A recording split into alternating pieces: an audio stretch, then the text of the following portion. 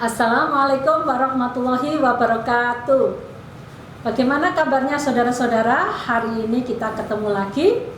Jangan lupa tetap jaga kesehatan. Kali ini saya akan melanjutkan. Kalau kemarin sudah berbicara terkait dengan manajemen kurikulum, untuk selanjutnya kita berbicara terkait dengan manajemen peserta didik. Saudara, apa sih manajemen peserta didik? Manajemen peserta didik adalah kegiatan pengaturan peserta didik mulai dari masuk sampai lulus sekolah, baik itu di luar maupun di dalam kelas, untuk mengantarkan peserta didik menjadi lebih matang. Saudara, tujuannya apa? Manajemen peserta didik itu tidak lain tujuannya adalah mengatur kegiatan peserta didik agar seluruh kegiatan menunjang dan mengarahkan pada pencapaian kompetensi oleh peserta didik. Saudara, seperti apa prosedur dari penerimaan siswa baru? Karena tadi manajemen peserta didik dimulai awal, mulai penerimaan peserta didik atau siswa baru. Nah, prosedurnya di sini tentunya seperti saudara ketahui, pasti membentuk panitia penerimaan, rapat penentuan peserta didik baru, kemudian pembuatan pengumuman ya untuk penerimaan peserta didik baru, kemudian pendaftaran, selanjutnya dilakukan seleksi, dan tentunya setelah itu ada rapat penentuan penerimaan, dilanjutkan dengan pengumuman, dan yang terakhir tentu siswanya yang tadinya calon harus registrasi atau daftar ulang sebagai siswa sekolah itu. Nah, saudara, setelah siswa itu diterima, maka sebelum memulai pembelajaran mesti ada yang namanya orientasi ya, ada yang mengatakan MOS ya, masa orientasi siswa. Nah, apa sih orientasi siswa baru ini? Tidak lain adalah pengenalan bagi siswa baru mengenai keadaan sekolah, baik itu lingkungan fisik maupun lingkungan sekolah ya, yang terkait dengan sosial. Saudara, kegiatan MOS atau orientasi siswa baru itu dapat melalui kegiatan apa saja. Bisa perkenalan dengan para guru dan staf sekolah, bisa perkenalan dengan siswa lama atau pengurus OSIS, bisa penjelasan tentang tata tertib sekolah, dan juga mengenal dan meninjau fasilitas yang dimiliki oleh sekolah. Nah, saudara, tentunya setelah MOS maka ada kegiatan akademik. Nah, di sini kadang-kadang ada siswa yang hadir, ada siswa yang tidak hadir. Nah, ketidakhadiran siswa di sini ini ada beberapa jenis. Yang pertama, ketidakhadiran tanpa minta izin ya. Ya, yang sering disebut dengan membolos. Nah, di sini sekolah harus mengirim surat kepada orang tua. Supaya apa? Orang tua memperhatikan kehadiran anaknya ke sekolah atau tidak. Kemudian ada jenis yang kedua, saudara, yaitu ketidakhadiran beberapa jam pelajaran karena terlambat misalnya, ya. Nah, di sini sekolah juga perlu berkirim surat kepada orang tua, saudara, ataupun wali murid, ya. Nah, mengapa di sini? Karena kontrak antara guru dengan siswa mengenai sanksi atas mereka yang terlambat juga dapat dibuat agar mereka sama-sama menepati waktu yang telah ditetapkan ya. Jadi bila masuk jam 7 maka siswa sebelum jam 7 sudah harus hadir, termasuk juga dengan gurunya. Nah, yang ketiga, saudara, memang ketidakhadiran itu dikarenakan memang sudah ada izin, misalnya karena sakit ya, ataupun karena keperluan keluarga ya, bisa terjadi seperti itu. Nah, saudara-saudara, di samping kegiatan akademik, biasanya sebelum kegiatan akademik juga akan dilakukan yang namanya penempatan peserta didik. Nah, di sini penting saudara, mengapa? Karena latar belakang siswa itu berbeda. Nah, apa sih maksudnya penempatan peserta didik? Di sini adalah kegiatan pengelompokan peserta didik yang dilakukan dalam berbagai bentuk kelompok didasarkan berbagai pertimbangan yang bersifat mendidik dengan tujuan menempatkan peserta didik berada pada lingkungan dan suasana belajar yang sesuai dengan kebutuhannya. Hal itu seperti yang ditulis oleh Saifuddin ya pada bukunya yang dicetak pada tahun 2014. Nah, dasar penempatan peserta didik itu apa saja saudara? Di sini bisa satu, pertimbangan fungsi, maksudnya apa? Terkait dengan integrasi dan perbedaan. Kemudian yang kedua, pertimbangan kecepatan berpikir. Setiap anak berbeda, ada yang cepat, ada yang sedang, ada yang lambat. Ya. Nah, bisa juga pertimbangan karena kesamaan. Misalnya apa? Yaitu friendship grouping. Nah, grup pertemanan saudara, atau achievement grouping bisa didasarkan karena prestasi siswa ya, grup yang berprestasi, atau attitude grouping ya, atau sikap, attention ataupun perhatian grup, perhatian siswa di dalam grup itu yang sama, jadi attention grouping maupun intelligence grouping saudara. Nah, tetapi saudara ingat di sini ada anak-anak yang normal, tapi bisa jadi anak-anak yang menyandang disabilitas. Nah, di sini pendidikan inklusif itu berlaku tidak hanya sekolah-sekolah khusus, tapi juga sekolah-sekolah umum lainnya. Ya, pendidikan bagi peserta didik penyandang disabilitas tetap ya bisa belajar bersama dengan peserta didik yang bukan penyandang disabilitas di sekolah reguler ataupun di perguruan tinggi. Jadi tidak ada bedanya saudara. Mengapa? Itu sudah tercantum di dalam Undang-Undang Nomor 8 Tahun 2016. Nah, pendidikan anak berkebutuhan khusus di sekolah reguler itu diizinkan, ya. Memang ada kebijakan dari masing-masing wilayah, ada yang satu sekolah maksimal 2, ada yang memang difokuskan satu wilayah, misalnya kecamatan atau desa, ada satu sekolah yang memang difokuskan untuk menerima siswa-siswa yang penyandang disabilitas. Nah, karena apa saudara? Di sini menganut prinsip semua anak belajar itu bersama-sama, ya. Anak ABK pun perlu mendapat dukungan, ya.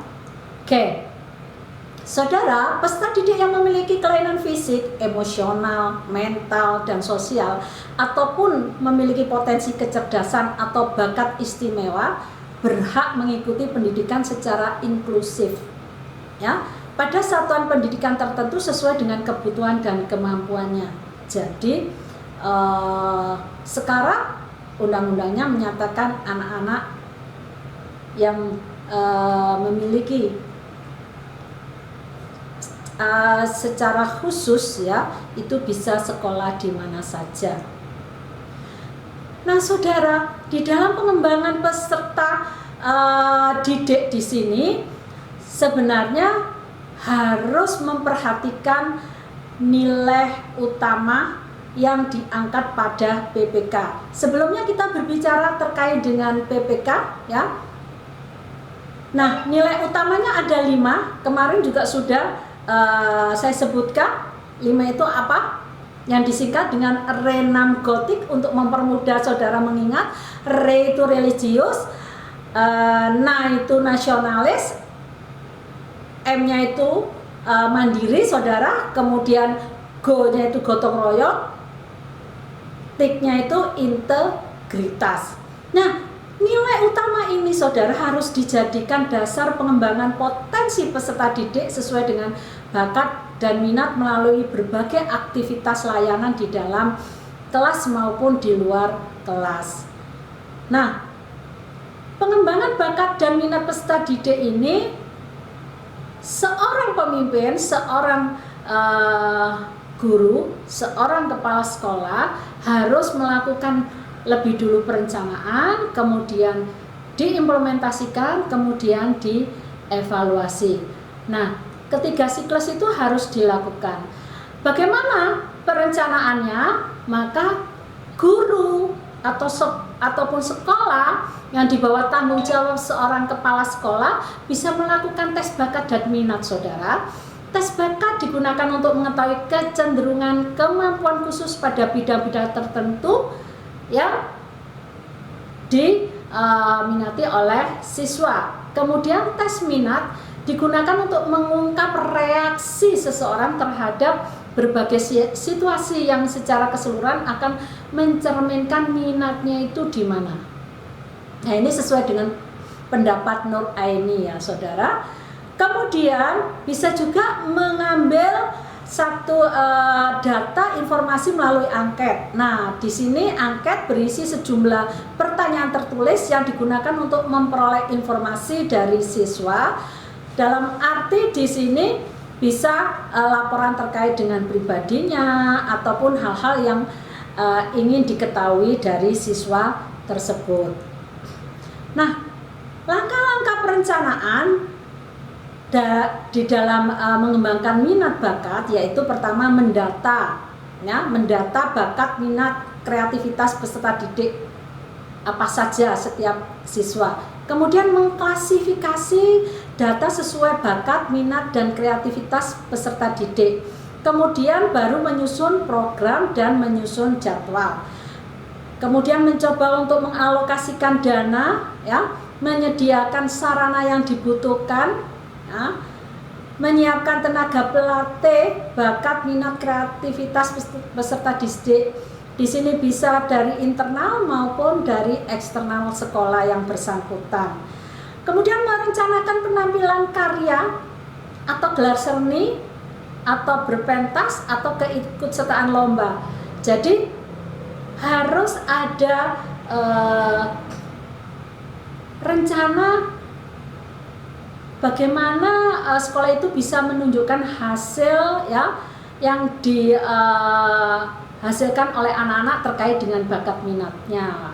Baru terakhir selalu dilakukan evaluasi. Nah, di dalam pemilihan kegiatan tersebut, pertimbangan-pertimbangan yang harus diperhatikan satu, saudara, kontribusi pada tujuan pendidikan. Ada enggak kontribusinya? Kemudian seperti apa ketersediaan sumber dayanya? Apakah ada atau bisa menyediakan? Kemudian ketersediaan waktu dan kemungkinan hambatan-hambatan yang sangat mungkin terjadi, ya. Nah, kalau sudah, maka implementasinya seperti apa? Saudara, di sini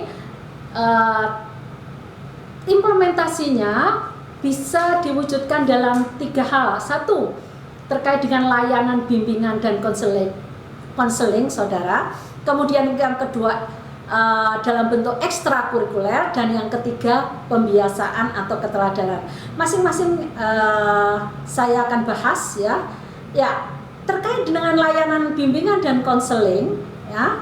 Di sini setiap peserta didik satu dengan yang lainnya tentu memiliki perbedaan, baik dari hal kecerdasan, bakat, minat, kepribadian, kondisi fisik, latar belakang keluarga, serta pengalaman belajar. Nah, karena itu perbedaan itu menggambarkan adanya variasi kebutuhan pengembangan secara utuh dan optimal melalui layanan bimbingan dan konseling. Nah, di sini bisa diselenggarakan oleh sekolah, baik itu oleh guru, ya, ataupun oleh konselor yang khusus memang secara profesional mempunyai latar belakang pendidikan konseling. Kemudian jenis layanan bimbingan konseling itu apa saja? Ada 4 layanan yaitu yang pertama layanan dasar, peminatan dan perencanaan individual, layanan responsif, dan layanan dukungan sistem. Sedangkan untuk implementasi ekstrakurikuler, saudara, di sini mewadahi atau menyalurkan bakat, minat, dan kreativitas peserta didik ya melalui kegiatan di luar sekolah ya, yang tentunya berarti menciptakan daya dukung agar peserta didik yang memiliki bakat, minat, dan kreativitas mendapat salurannya ya. Nah, ada banyak bentuk ekstrakurikulernya ya. Oke, bisa bentuk karya ilmiah atau keagamaan ataupun olah bakat minat yang lain ya. Nah, misalnya saudara, kalau kegiatan ekstrakurikuler yang wajib harus diikuti oleh siswa, di sini adalah kegiatan kepramukaan. Hal itu sudah ada permennya, saudara.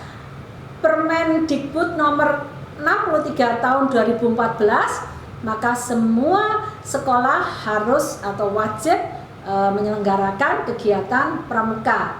Nah, saudara, kegiatan ekstrakurikuler pilihan banyak sekali. Sekolah bisa menyediakan sesuai bakat dan minat peserta didik ya, dapat berbentuk olah bakat maupun olah minat yang banyak sekali ya, tergantung tadi ya, ada SDM-nya ya, ada dananya dan sebagainya, tadi sudah harus dipertimbangkan.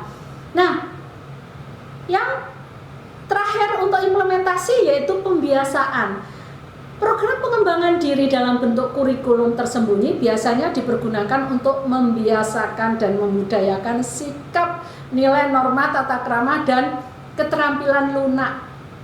Apa itu yang biasa disebut dengan soft skill?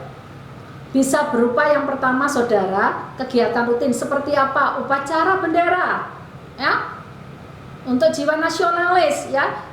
Gerakan literasi untuk meningkatkan kecerdasan kecakapan literasi, baik baca tulis maupun yang lain.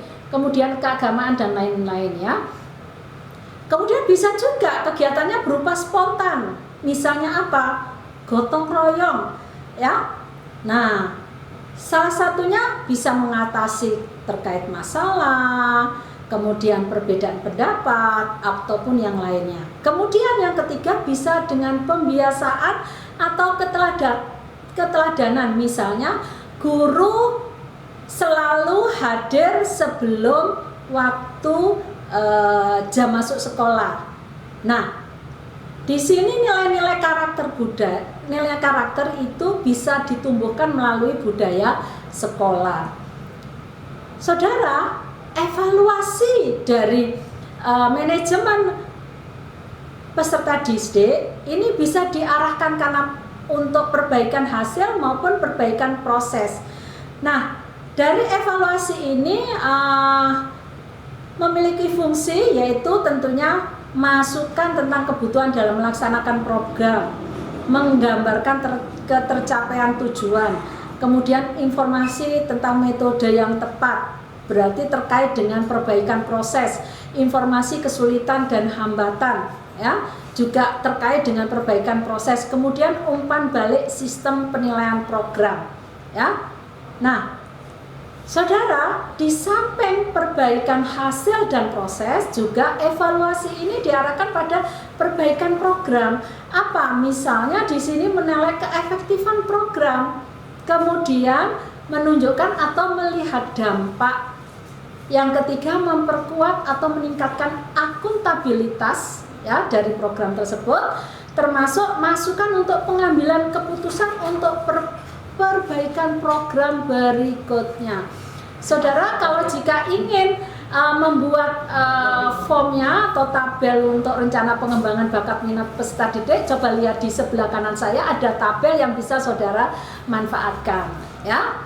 Oke, evaluasi peserta didik terkait dengan evaluasi belajar terhadap peserta didik di sini memang perlu dilakukan, saudara. Mengapa? Agar diketahui perkembangan mereka dari waktu ke waktu, ya.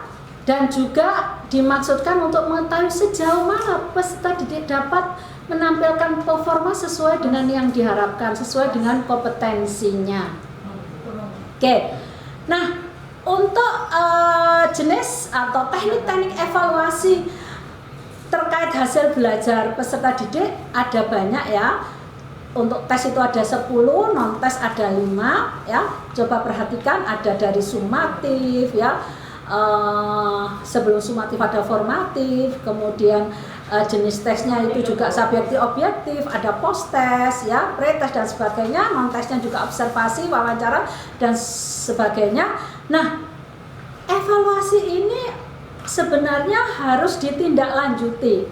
Nah, tindak lanjut evaluasi hasil belajar peserta didik ini yaitu bisa terjadi dengan mengadakan pengayaan atau mengadakan remedial atau mengulangi pelajaran, mengadakan promosi atau kenaikan dan kelulusan termasuk pelaporan. Nah, saudara, saya cukupkan sekian untuk belajar manajemen peserta didik. Lain kali kita ketemu lagi untuk mencoba membicarakan manajemen yang lainnya. Terima kasih. Wassalamualaikum warahmatullahi wabarakatuh.